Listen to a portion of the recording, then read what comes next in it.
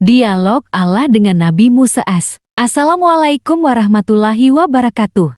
Imam Al-Faqih berkata, lebih utama-utamanya amal perbuatan adalah mengasihi kepada walinya Allah SWT dan membenci terhadap musuh-musuhnya. Dan telah diterangkan dalam suatu hadits tentang pendapat tersebut, sesungguhnya Nabi Musa AS ketika bermunajat kepadanya, maka Allah Ta'ala berfirman, apakah engkau telah lakukan untukku suatu amal perbuatan? Nabi Musa AS menjawab, ya Tuhanku, kami telah melakukan syalat, berpuasa, bersedekah, bertasbih, bertahmid, membaca kitab dan berzikir hanyalah untukmu. Maka Allah SWT berfirman, wahai Musa, adapun sesungguhnya syalatmu itu sebagai bukti bagimu, puasa itu sebagai perisai bagimu, sedekah itu sebagai naungan bagimu, tasbih itu sebagai pepohonan di dalam surga. Adapun bacaan kitabku sebagai gedung dan bidadari bagimu, zikirmu padaku sebagai cahaya bagimu.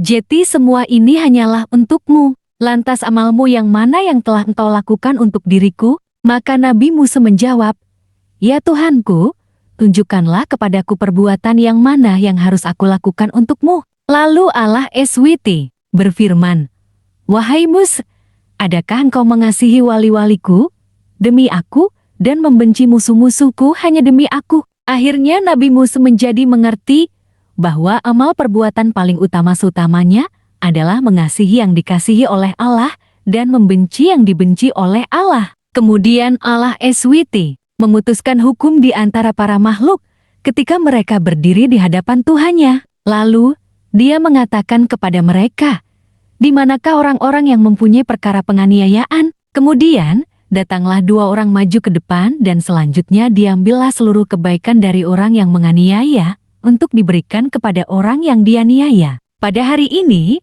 tidak ada dinar maupun dirham yang berharga. Maka, dibayarkan kebaikan orang yang menganiaya terus-menerus untuk diberikan kepada orang yang dianiaya. Kemudian, diambillah dari semua keburukan orang-orang yang dianiaya untuk diberikan kepada orang-orang yang menganiaya. Maka, ketika telah habis kebaikannya orang yang menganiaya, lalu dikatakan kepada mereka, kembalilah kepada ibumu, yaitu neraka Hawiyah. Maka pada hari ini, tidak ada suatu penganiayaan dan sesungguhnya Allah itu adalah zat yang mempercepat hisab, maksudnya lebih cepat dalam memberikan pembalasan. Karena adanya pendapat ini di dalam hadits diterangkan, Allah SWT memberikan wahyu kepada Nabi Musa AS, wahai Musa, katakanlah kepada umatmu, jika mereka berbudi pekerti yang luhur hanya satu saja, maka aku akan memasukkan mereka ke dalam surga. Nabi Musa bertanya, amalan apakah itu? Lalu Allah SWT berfirman,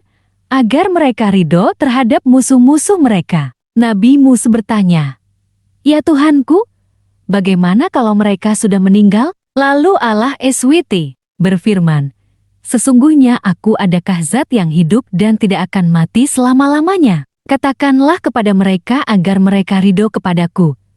Nabi Musa bertanya lagi, bagaimanakah caranya? Maka Allah SWT berfirman, dengan 4 perkara, yaitu, yang pertama dengan penyesalan dalam hati, kedua dengan memohon ampun dengan lisan, ketiga dengan mengalirkan air mata, dan yang keempat dibuktikan dengan amal perbuatan. Semoga video singkat ini bisa membantu kamu terkait informasi yang sedang kamu cari dan dapat menambah wawasan pengetahuan. Waalaikumsalam warahmatullahi wabarakatuh.